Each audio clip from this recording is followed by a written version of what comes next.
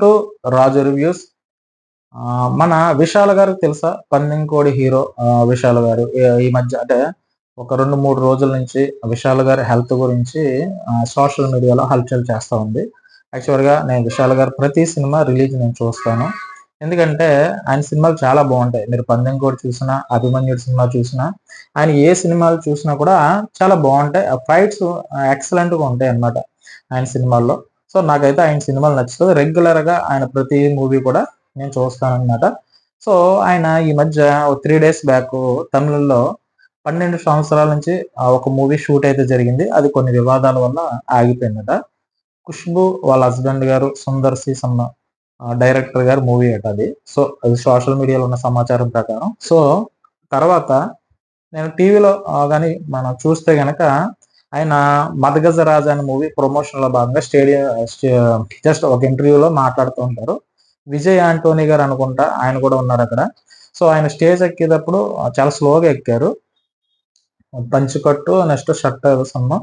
అయితే మైక్ పట్టుకొని మాట్లాడుతుంటే ఇలా వణికారనమాట. నేను చూసాను. ఏంటి ఇలా వణుకుతున్నారు అంటే పెద్ద ఏజ్ కూడా కాదు కదా! సో, తర్వాత ఆయన కూర్చోవడానికి అంటే నుంచొని ఉన్నారాయన. కూర్చోబెట్టే టైంకి విజయ్ ఆంటోనీ గారు పక్కనున్నారు.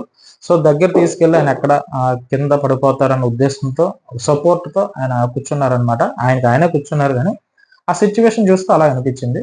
సో, ఎందుకు అలా అంత స్ట్రాంగ్‌గా ఉన్న పర్సను 6 ప్యాక్ వరకు చేసిన పర్సన్ అలా ఎందుకు అయిపోయాడని చెప్పేసి సోషల్ మీడియాలో కంటిన్యూషన్ 3 డేస్ నుంచి అదే జరిగింది.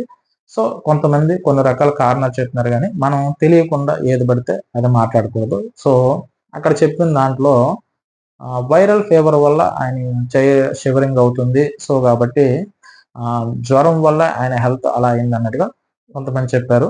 కొంతమంది వేరే వేరే చెప్తున్నారు గానీ, సో, ఎవరు ఎన్ని చెప్పినా కూడా నా వరకు ఏంటంటే ఆహ్, వి విశాల్ గారు ఆరోగ్యం కోలుకొని మంచిగా ఇంతకు ముందులాగే ఆయన అదేది అంటే హ్మ్, కోలుకోవాలని ఆయన ఆరోగ్యం ఆహ్, త్వరగా కోలుకోవాలని కోరుకుంటూ, ఆయన సినిమాల్ని రెగ్యులర్‌గా ఫాలో అయ్యే ఒక అభిమానిగా నేను కోరుకుంటున్నాను. అలాగే మీరు కూడా ఆయన హెల్త్ బాగుండాలని కోరుకోవాలని కోరుకుంటూ, సో, త్వరలోనే ఆయన నార్మల్ పర్సన్ అవ్వాలని, సో, కారణాలు ఏవైనా కూడా ఆయన నార్మల్‌గా మారాలని, మళ్ళీ రెగ్యులర్‌గా ఆయన మూవీలు యాక్ట్ చేయాలని కోరుకుంటూ, అతను ఆరోగ్యం పూర్తిగా కోలుకోవాలని కోరుకుంటూ, ఆయన అభిమానిగా నేను ప్రార్థిస్తున్నాను. సో, అది విశాల గారి గురించి నేను చెప్పేది.